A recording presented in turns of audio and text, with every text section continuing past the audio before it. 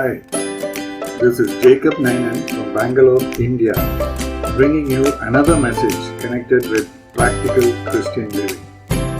You can read all my articles and books on my website, Comfort and Counsel, at www.c-n-c.org.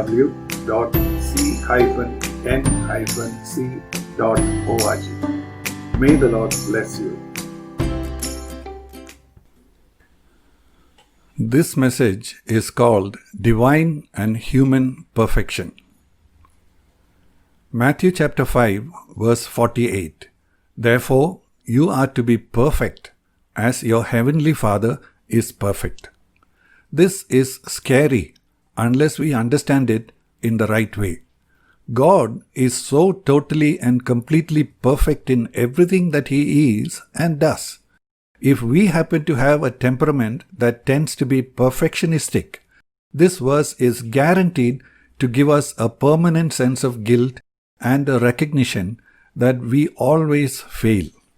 Others, with a more casual outlook towards life, cannot also escape the clarity of this commandment from Jesus, even if they tend to just brush this aside as being idealistic. But as in the case of many other subjects in the Bible, it is other parts of Scripture that help us to make things clearer. Due to the limitations of putting spiritual things into human words, we find that many verses in the Bible need to be clarified or balanced by other verses. Let us press on to maturity. Hebrews chapter 6, verse 1. Therefore, leaving the elementary teaching about Christ, let us press on to maturity, not laying again a foundation of repentance from dead works and of faith toward God. The King James Version uses the word perfection instead of maturity. Actually, the Greek word used is the same in the verses above from Matthew and Hebrews. So, we are to press on towards perfection of the same type as God's. At the same time, we find that one man who pressed on with all his might never reached the end of his pursuit.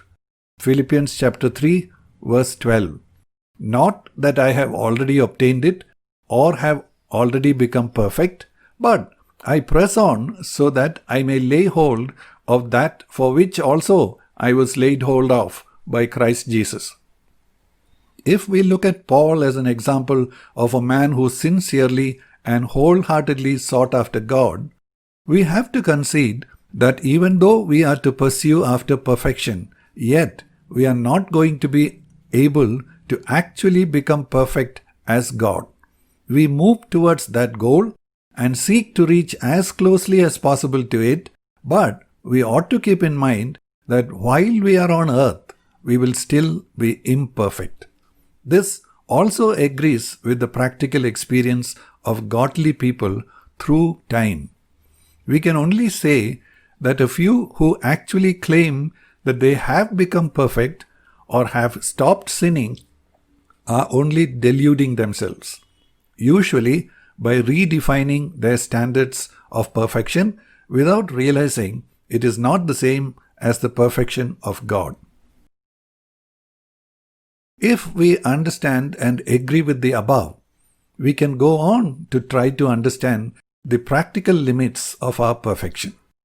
The last part of Romans 7 is the secret, which many people wrongly put aside as an unbeliever's experience and claim they are living free under Romans 8.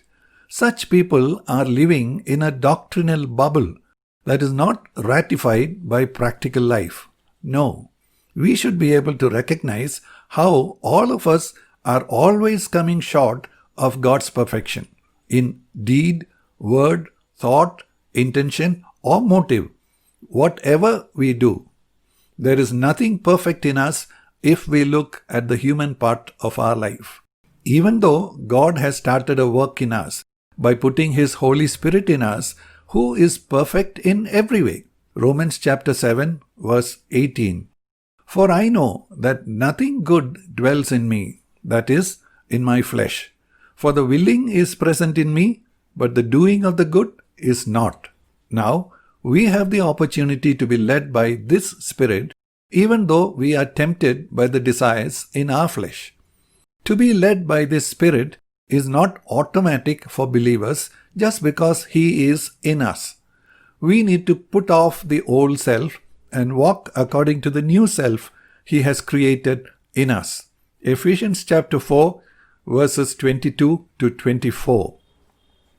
That in reference to your former manner of life, you lay aside the old self, which is being corrupted in accordance with the lusts of deceit, and that you be renewed in the spirit of your mind, and put on the new self, which in the likeness of God has been created in righteousness and holiness of the truth. The presence of the baggage from our old life and the corruption of our flesh with its sinful desires will ensure that whatever we do will be tainted by sin.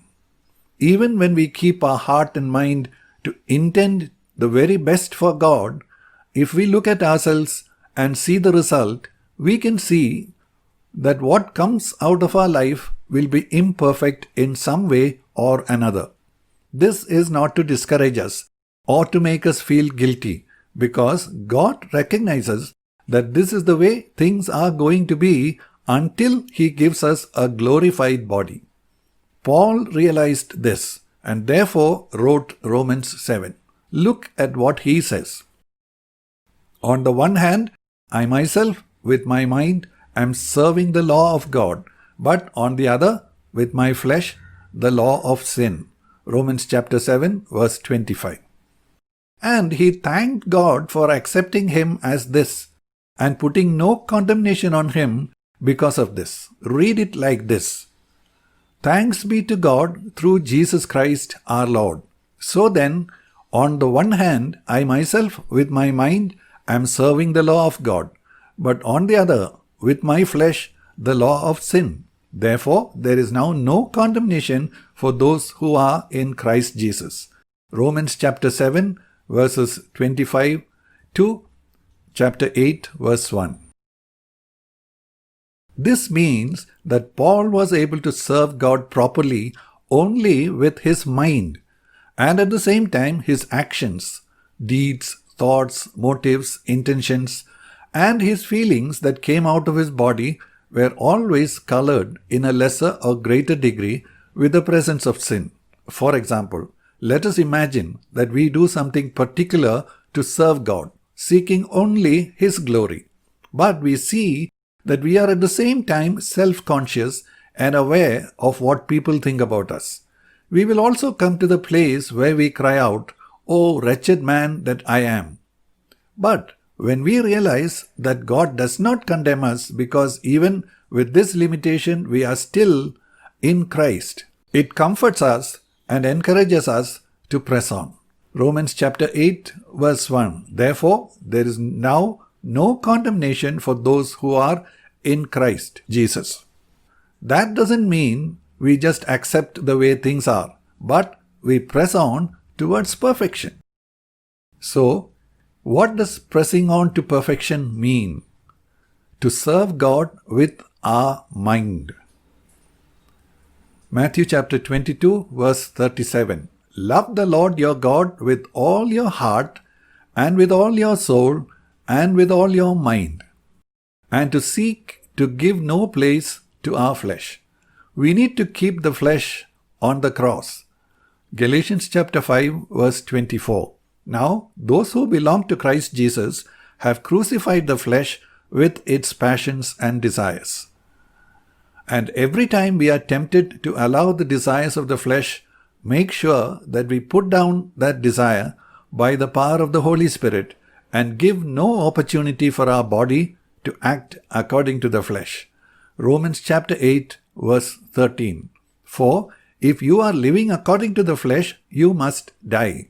But if by the Spirit you are putting to death the deeds of the body, you will live. And when we discover that we have ignorantly or knowingly, because of our weakness, yielded in some way to the flesh, we can confess that and receive forgiveness. 1 John chapter 1 verse 9. If we confess our sins, He is faithful and righteous to forgive us our sins and to cleanse us from all unrighteousness. The more we become aware of the weakness of our flesh, we can press on for more help from the Holy Spirit to overcome such temptation in the future. In this way, we can keep ourselves pressing on the direction of perfection. Let's not allow the recognition of our imperfection keep us back from pressing onwards, nor let us make ourselves believe with false doctrine that we are already perfect. May the Lord bless you in your life as you have listened to these words. Thank you.